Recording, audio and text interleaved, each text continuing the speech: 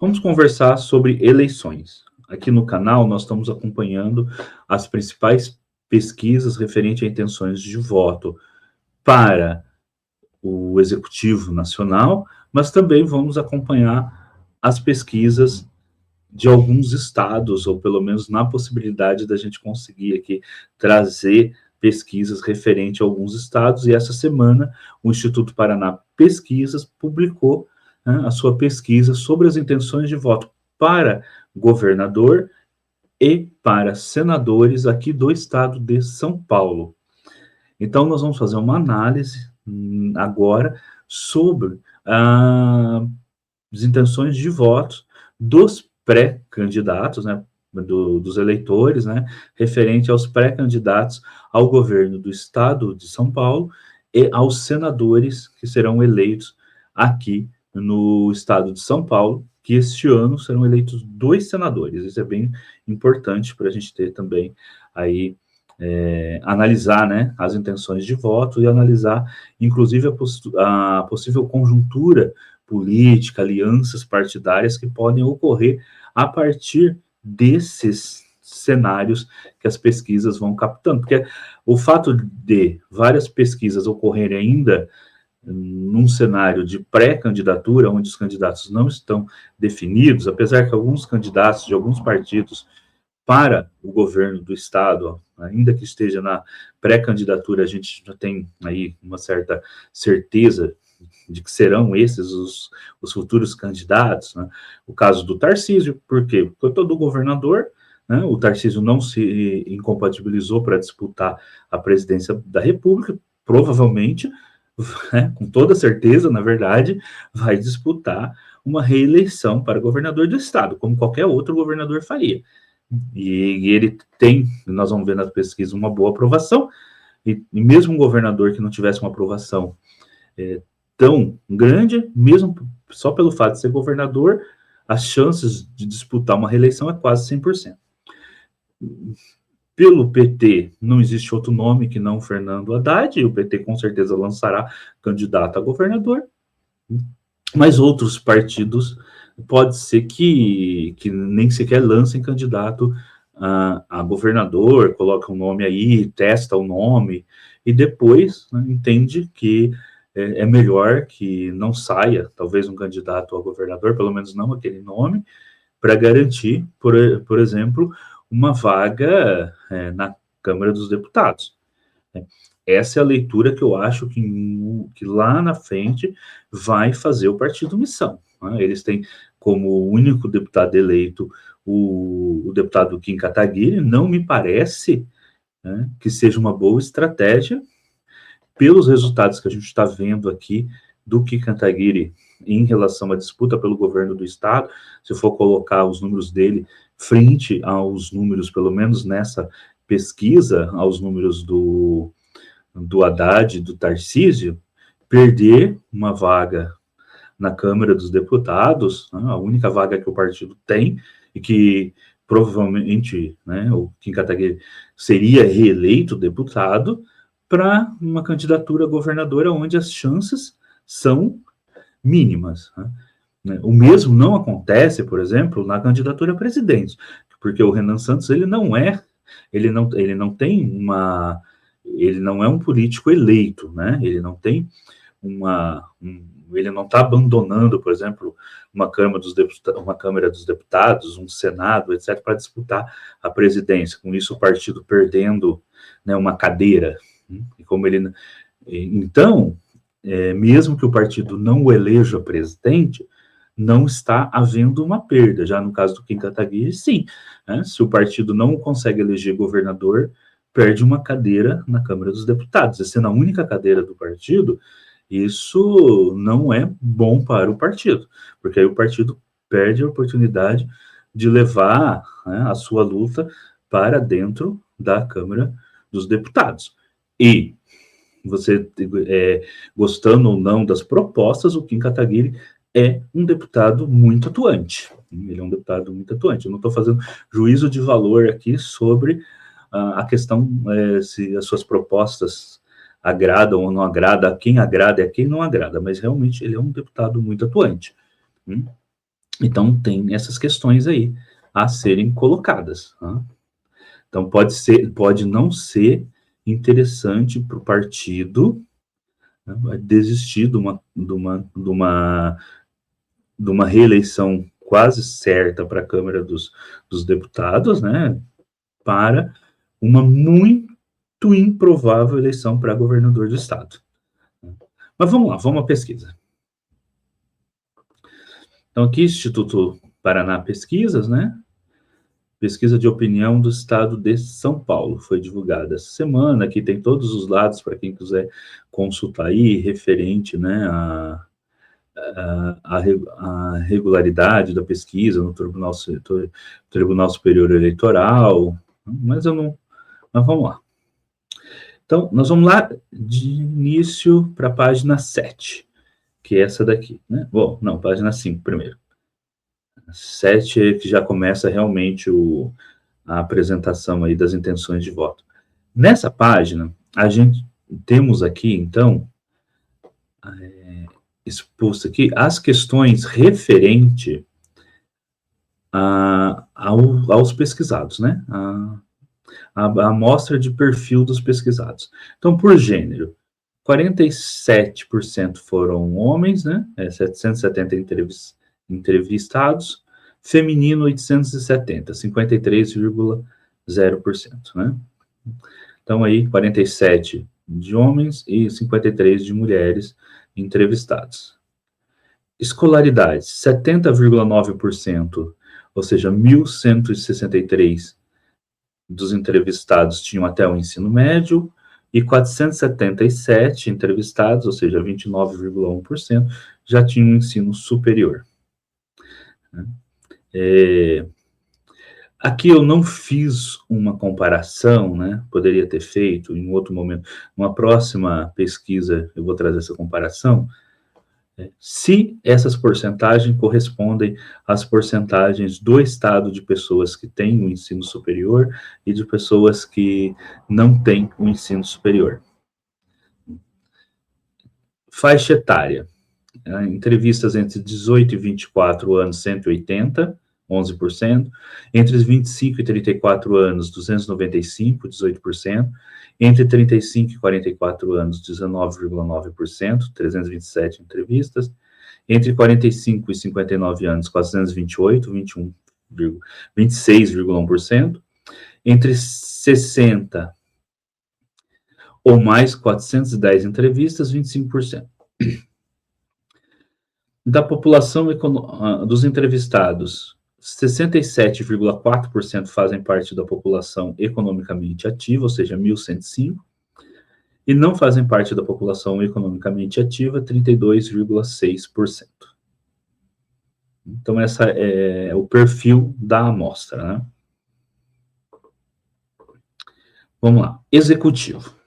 Executivo espontâneo. Espontâneo é aquela pesquisa que você só pergunta para a pessoa, né, quem ele é ou qual é a sua intenção de voto, e a pessoa fala sem que o entrevistador diga os nomes dos pré-candidatos. Então, na espontânea, o Tarcísio de Freitas fica com 24,7%, o Fernando Haddad com 8,8%, o Kim Kataguiri com 0,4%, o Paulo Serra com 0,3%. Aí o Paulo Serra, eu sempre acho que pode haver aí uma confusão com o José Serra, às vezes, na mente das pessoas, né? O José Serra foi governador, foi prefeito, é um político bastante conhecido, e atualmente, né, aí não está sendo candidato, né, acho que devido à idade, tem problemas de saúde e tudo mais, né, mas foi um político muito importante no estado de São Paulo e a nível nacional também, foi candidato a presidente. Então, e aqui coloca a situação, né, que eu falei do caso do Kim Kataguiri, que está com 0,4%. Aqui é espontânea, né? Aí, no caso é espontâneo. Agora, o cenário da estimulada. A estimulada é quando o pesquisador apresenta uma lista ali com o nome dos pré-candidatos. Aí já muda bastante. Tarcísio de Freitas entra com 47,3%, Fernando Haddad com 33,5%, Paulo Serra com 4,3% e o Kim Kataguiri com 3,4%. Inclusive, nesse cenário, a gente vê que o Paulo Serra passa o Kim Kataguiri quando o nome dele é apresentado. Então é aqui, né, que eu fiz aquela análise no início do vídeo, que talvez, né, conforme o nome do Kim Kataguiri vai aparecendo na estimulada, talvez chegando lá na reta final, ele venha não ser candidato a governador. Por quê? Porque ele tem, né, uma reeleição aí, uma eleição com certeza, né, ele vai ser reeleito, se candidato à Câmara dos Deputados, porque ele tem uma margem grande de votos, e exatamente por isso ele também pode puxar outros nomes do partido, ele pode conseguir puxar outros, pelo menos aí 1 ou 2 outros candidatos do partido, e é um partido que atualmente tem um único representante na Câmara dos Deputados, e a gente sabe que até para a sobrevivência do partido, precisa-se fazer deputados. O tanto de deputados influencia muito na sobrevivência do partido, na questão de fundo eleitoral, todas essas coisas. Então, de fundo partidário, então é muito importante ter deputados.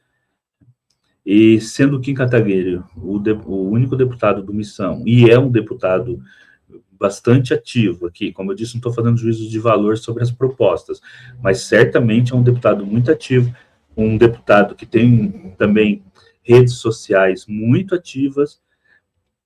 Talvez não seja interessante, né, perder este ativo já consolidado ali como deputado na Câmara dos Deputados e com a possibilidade de levar outros nomes para a Câmara dos Deputados, aí criando uma bancada do partido, um partido pequeno que está se iniciando agora, apesar de vir de um movimento já, que é o MBL, de um movimento político já consolidado no cenário nacional, para disputar a possibilidade do governo do Estado, onde se vê aqui, pelas intenções de voto, que as chances são mínimas, né? Assim, eu teria que ter aí, talvez, pelo menos já uns 15% para ter aí a possibilidade, talvez. Né?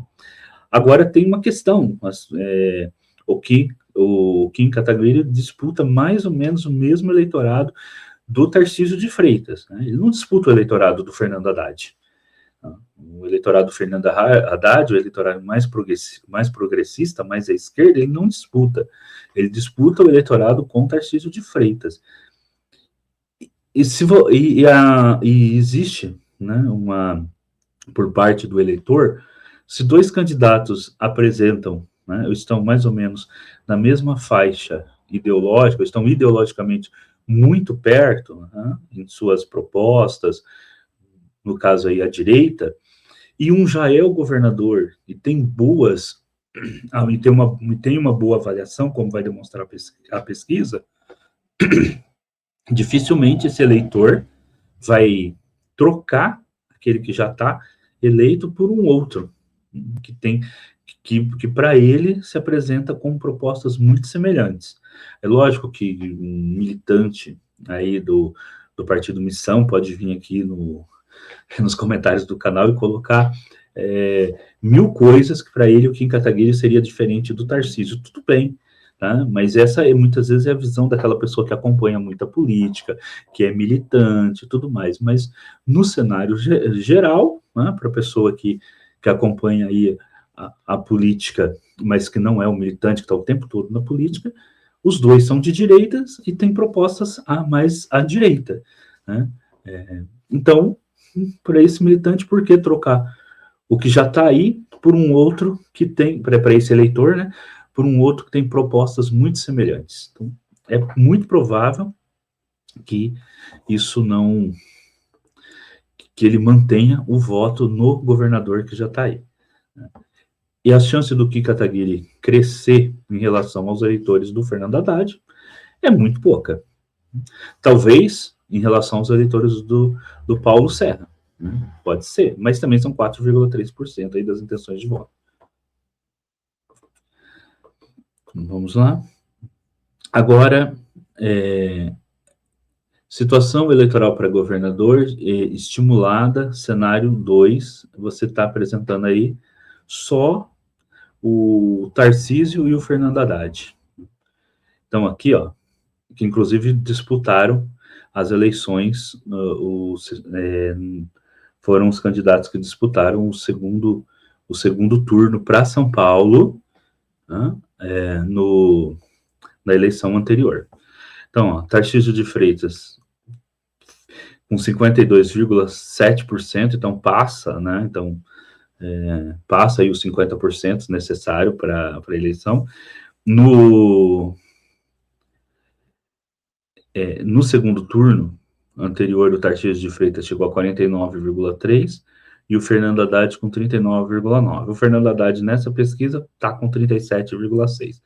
Mas lembrando, né, que muita coisa ainda está para vir. Né? Nós estamos ainda em maio e muita gente deixa, às vezes, para realmente mudar de candidato ou decidir realmente após começar a propaganda eleitoral gratuita na televisão. Apesar das redes sociais, a televisão, a propaganda eleitoral gratuita, ainda tem uma força, né, no eleitorado. Principalmente para alguns cargos. Eu acredito que o governador seja um deles.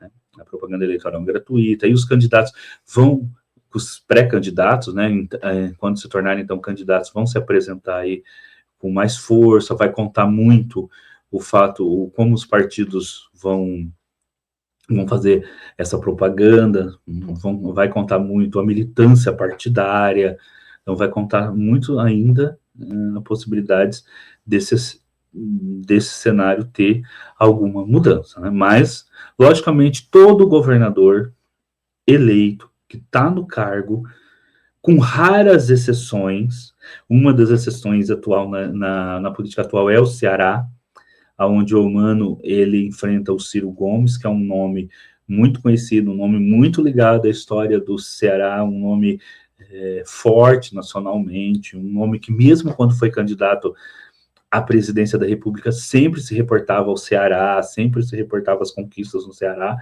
Então aí é um outro cenário. Agora, no caso do governo do estado de São Paulo, você já tem uma dificuldade maior para o Fernando Haddad, que vem principalmente da rejeição, de uma rejeição maior do PT no interior do estado, que é muito mais conservador, mais à direita. O Haddad ganha na capital, muitas vezes, mas perde no interior. E você tem o fato do atual governador, né, está disputando uma reeleição. E no Brasil existe uma tradição que a maioria dos cargos que é para reeleição, com raras exceções, conseguem se reeleger. Por exemplo, a presidência da República, só o Jair Bolsonaro não se reelegeu para a presidência da República. Os outros candidatos, todos, aí se reelegeram. O Lula se reelegeu, a Dilma se reelegeu, o Temer não disputou, né? O Jair Bolsonaro foi o único que perdeu, né? O Fernando Henrique também se reelegeu, né? O Collor também foi impeachmentado, não disputou a reeleição. Então existe, né, no município, por exemplo, onde eu moro, a maioria das vezes os prefeitos também são reeleitos, então existe uma tendência do eleitor brasileiro à reeleição, né? Dar mais 4 anos de mandato para aquele político que está ali, eleito, né? Existe essa tendência. Então, é muito difícil você enfrentar um político, né, quando você está disputando uma reeleição. Lógico que o Fernando Haddad, provavelmente, se não eleito, vai voltar, e o Lula for eleito, vai voltar ao Ministério da Economia, né, da Fazenda, né, vai voltar a ser ministro, e ele vai, mesmo não eleito, vai tendo o seu nome, né, nas eleições. A eleição para São Paulo é uma eleição é uma eleição grande, né? E para, talvez, possivelmente lá em 2030, poder disputar o governo do estado, aí sem ter um governador que está disputando aí a reeleição, ou mesmo ser um nome nacional do PT em 2030, porque certamente a partir dali, né, o Lula não voltará a disputar cargos majoritários, pelo menos.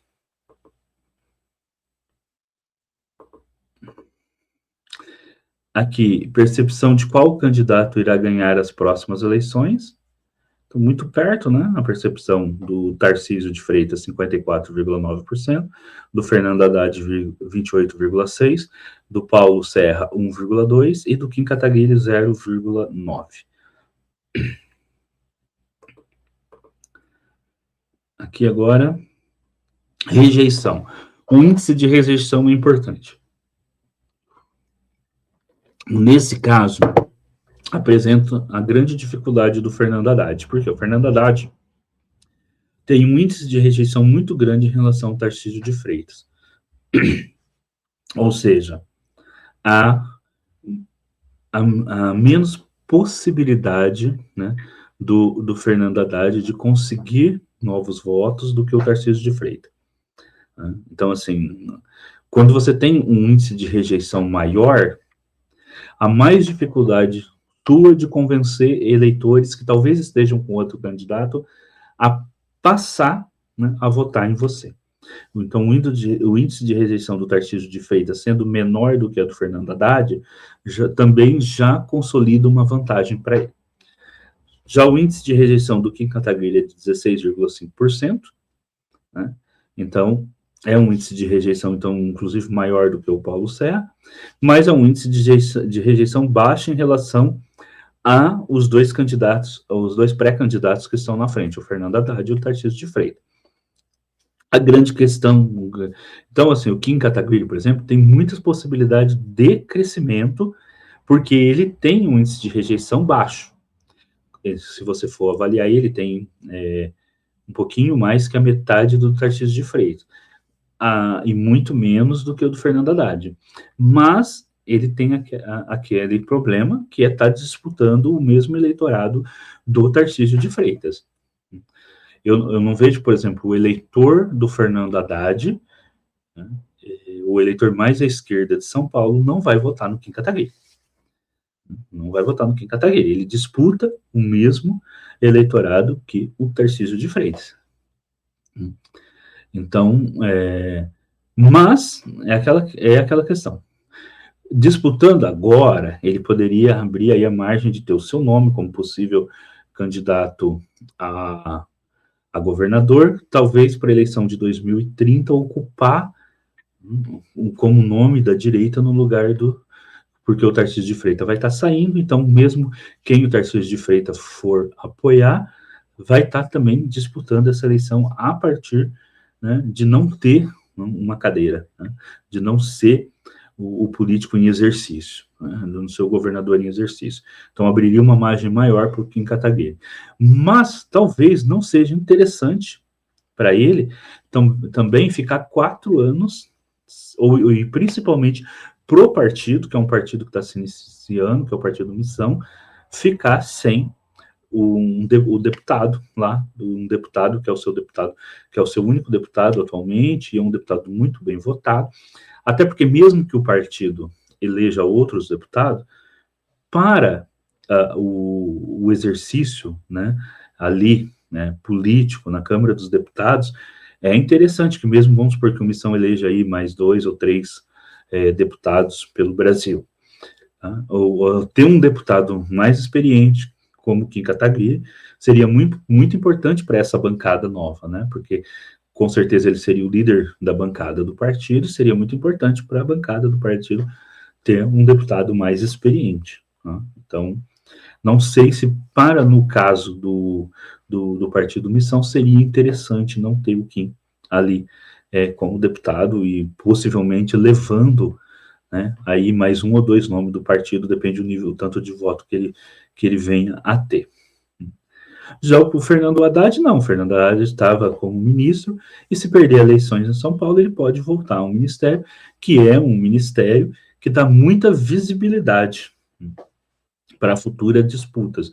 E o Fernando Haddad, ele tem essa característica de ser um bom ministro. Ele foi um excelente ministro na educação. Assim, muita coisa do que foi reformado na educação brasileira foi com o Fernando Haddad. Então, ele foi um excelente ministro da educação.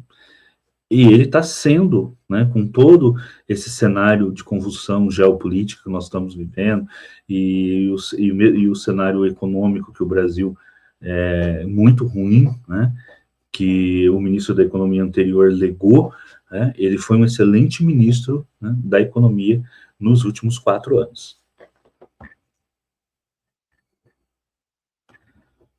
Então,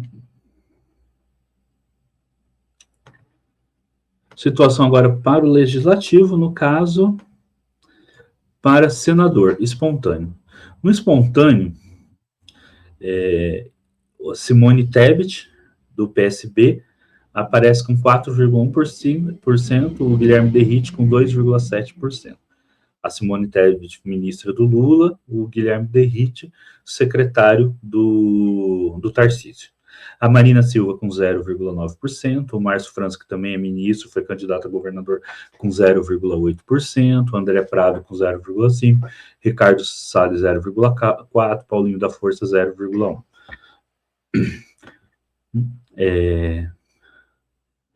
Já no estimulado, a coisa muda. Quando se fala lá, quando se dá a lista com o nome dos possíveis, dos pré-candidatos e possíveis candidatos, a Marina Silva vai para 36,6%. Então, veja que a Marina Silva tem um eleitorado cativo em São Paulo, um eleitorado grande. A Simone Tebet aparece em segundo com 34,3%. O Guilherme Derrite com 25,1%. O Ricardo Salles com 18,7%. Paulinho da Força com 13,6%. O André do Prado com 11,3%. Então, aqui, ó, a Marina Silva e a Simone Tebet, a Marina Silva da Rede, a Simone Tebet do PSB, então as duas à esquerda, se elas fizerem, se os dois partidos saírem juntos, né, para em aliança, né, aí, né, uma coligação juntos, né, há uma grande chance de, fazendo uma campanha em dobradinha, lembrando que a eleição para São Paulo será uma eleição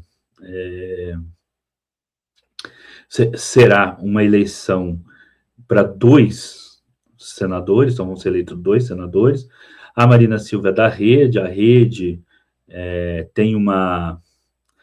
A Rede faz parte de uma federação com o PSOL, e provavelmente... E se saísse aí numa coligação aí com... Então você vai ter também aí... Se a Marina Silva sai como a única candidata senadora da federação, então vai ter aí também junto os deputados que são muito bem avaliados do PSOL no estado de São Paulo. No estado de São Paulo tem deputados com boa votação, né, do PSOL, então isso vai dar uma força para a Marina Silva. A Simone Tebet está com o PSB, e provavelmente ali vai receber o apoio e vai estar junto com a chapa do Haddad, né? Então isso pode levar a você ter as 2 senadoras eleitas pelo estado de São Paulo, ter 2 senadoras mulheres, e à esquerda, que vai ser muito interessante, né, da gente ver isso acontecendo aqui no estado de São Paulo, né? Então, você vai ter, além de ser eleita 2 senadoras mulheres, as 2 na esquerda, né? Então, vai ser bem interessante ver isso acontecendo no estado de São Paulo. A Simone Tebet, que se destacou com uma candidatura à presidência da República, né, já foi senadora. A Simone Tebet, que também, né, foi ministra aí do governo Lula.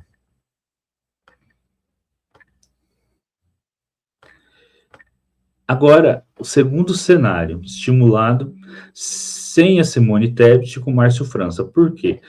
Até agora não se sabe se o PSB vai com vai com o Márcio França, ou vai com a Simone Tebet, ou vai lançar os dois, para tentar, digamos assim, ocupar as duas cadeiras para o Senado. A Marina Silva segue com 37,4%, como a intenção de senadora mais votada. O Márcio França ocupa o segundo lugar, que era da Tebet, e o Guilherme Derrite continua em terceiro lugar, e os outros ali atrás. Então, os quatro, né, senadores, possíveis senadores com maior, pré-candidatos ao Senado com maior índice de votação é a Marina Silva, o Márcio França, a Simone Tebet e o Guilherme Derrite. Agora, não se sabe se o PSB vai lançar dois nomes, né? O Márcio França e a Simone Tebet.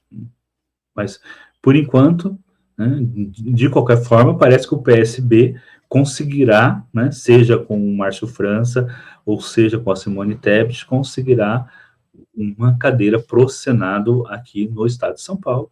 E a Marina Silva também tem grandes chances aí de conseguir.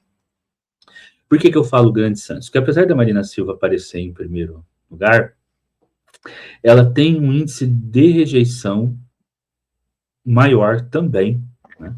Como a gente está vendo aqui, ó, a Marina Silva tem 30% de rejeição. Daqueles que estão nos primeiros lugares, ela tem maior índice de rejeição. Por quê? Porque em segundo lugar, com maior índice de rejeição, vem o Paulinho da Força, que apesar de não estar entre os três primeiros, né, depende da pesquisa, né, uma tem a Simone, outra tem outra vai ter o Márcio França.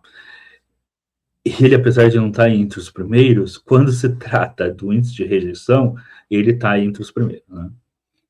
O Guilherme Derrite também não tem um índice de rejeição grande, o Márcio França tem um índice de rejeição, inclusive, menor do que o da Simone Tebet. Então, isso também é de se contar. Lógico que nós estamos ainda em maio, né? As pesquisas contam muito, as pesquisas nos preparam para os cenários, mas, né, ela não começou ainda realmente o horário eleitoral gratuito, etc. Os nomes não foram definitivamente colocados como aqueles nomes, né? Não se passou ainda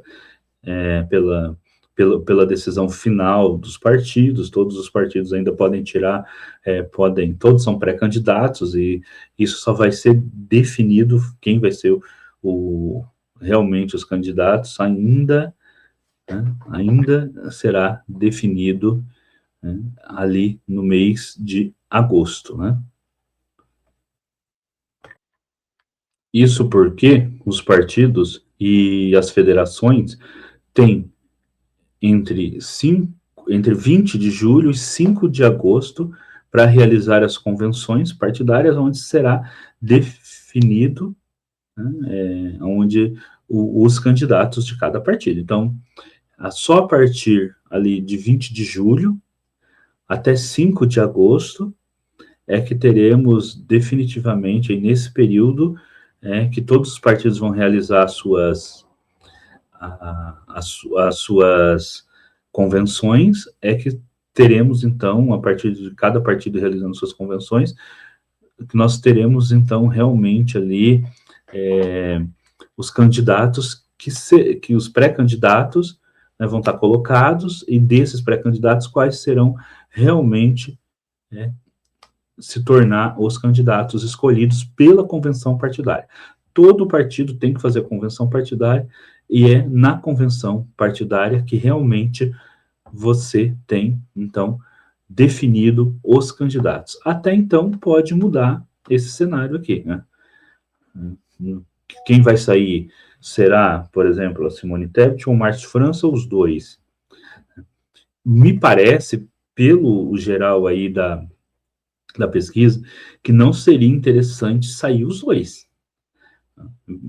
Eles não, aqui não tem nenhuma pesquisa colocando os dois juntos, tem só os dois na rejeição, mas nenhuma colocando os dois juntos como os dois saindo ao Senado, porque se sair os dois ao Senado pelo PSB, pode ser que divida os votos e não seja eleito nenhum nem outro, e o Guilherme Derrite consiga ultrapassar aí os dois e ser eleito.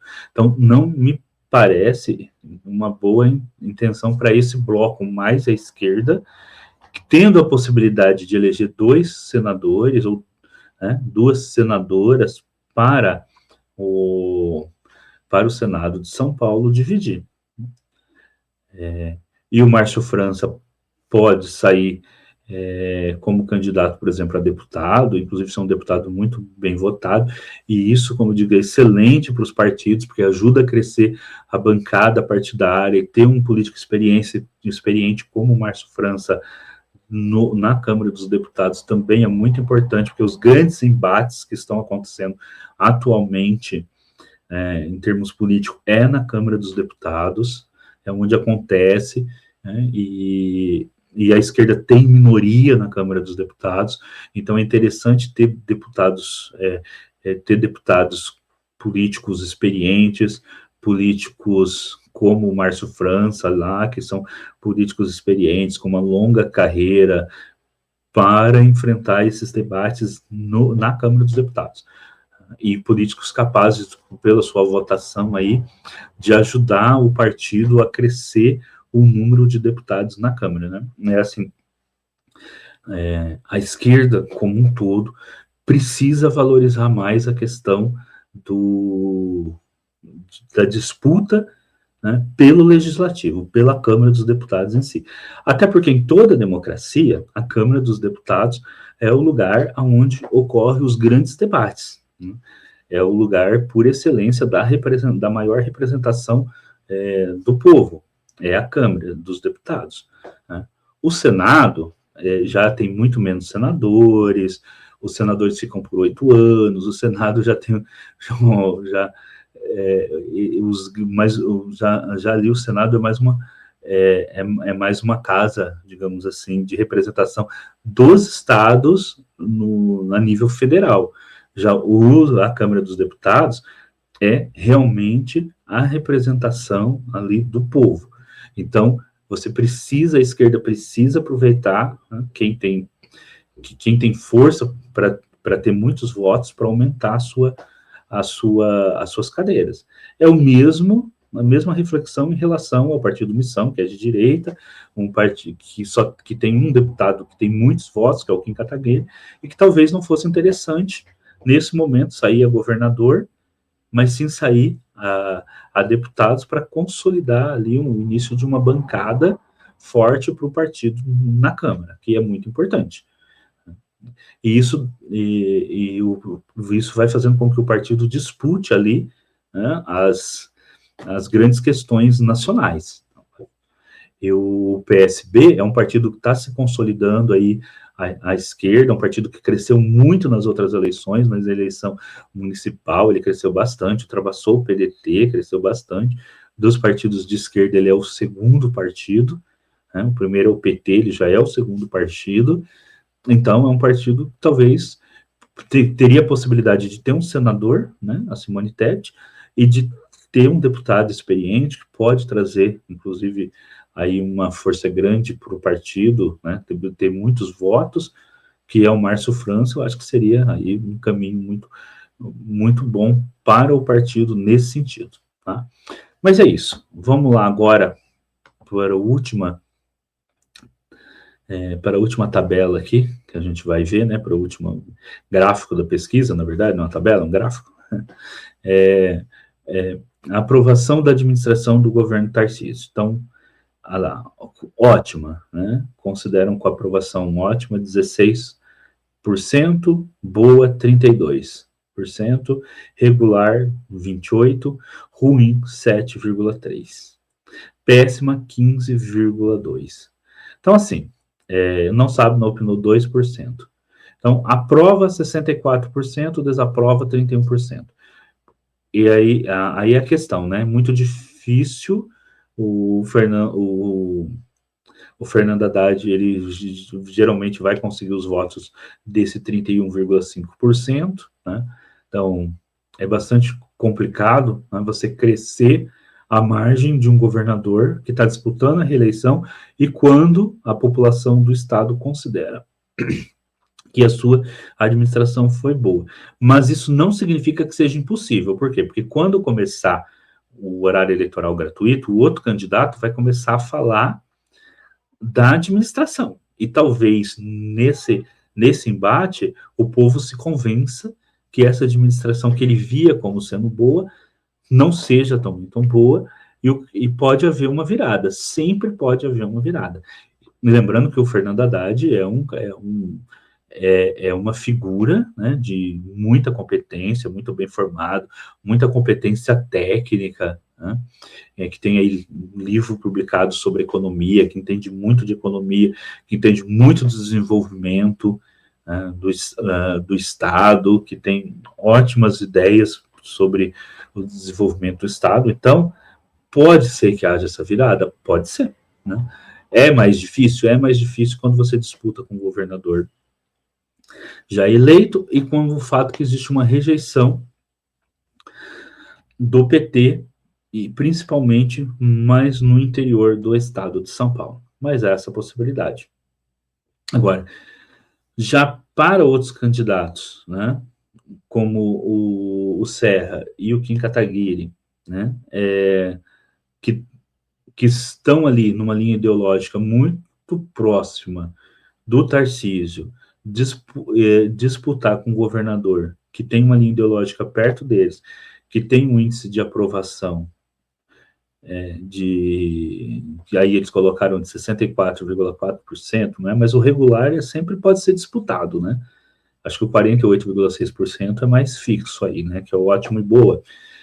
Já é muito mais difícil eles crescerem porque eles estão disputando, né, muitas vezes esse eleitor mais à direita e não o eleitor mais à esquerda, né? Então já fica muito mais difícil. Então é isso, pessoal, ó. Assim que for divulgadas outras pesquisas sobre governador do estado de São Paulo, de outro, e na possibilidade daquilo que for possível, né, que a gente trazer para o canal, nós vamos também colocar vídeos aí referente a pesquisas em outros estados, talvez não de todos, né, mas de alguns estados. E eu quero trazer também do estado do Ceará, porque eu acompanho a carreira do Ciro Gomes há muito tempo e eu tenho interesse também lá em acompanhar como vai ficar ali a política no Ceará, ali com o Ciro Gomes disputando, né? O Ciro Gomes tem um livro sobre Projeto Nacional de Desenvolvimento, que eu acho um livro que todo mundo deveria ler, né? Que apresenta ali ideias excelentes para o desenvolvimento do Brasil. Não conseguiu chegar à presidência da República, mas também não significa que não vá conseguir. Eu acho até interessante que o Ciro Gomes dispute o governo ali do Ceará, porque se possivelmente talvez eleito futuramente, ele pode voltar aí em 2030 com apresentando resultados como governador do Ceará nesses 4 anos, principalmente porque o Ceará... Bom, tem que deixar isso para quando eu for falar do governador do Ceará, né? Porque o Ceará tem problemas ali de segurança pública, e esse é um tema que impacta muitas eleições, que se o Ciro Gomes conseguir fazer um governo no estado do Ceará que for muito bem sucedido na área de segurança pública, abre a possibilidade para ele em 2030, né? Abre muita possibilidade para ele em 2030, uma eleição que não vai ter mais o Lula disputando, né? O Lula vai estar ali, logicamente, né? Porque é a grande figura do PT, mas vai abrir ali muita possibilidade para o Ciro Gomes. Se nesses 4 anos ele conseguir fazer uma política, principalmente na área de segurança pública, de destaque nacional no Ceará. Mas é isso, olha, até o próximo vídeo, espero que tenham gostado do vídeo, deixem os comentários, e logo nós vamos voltar com outro vídeo comentando aí as últimas pesquisas para eleições no nível, né, nacional, para eleições para a presidência da República. Até!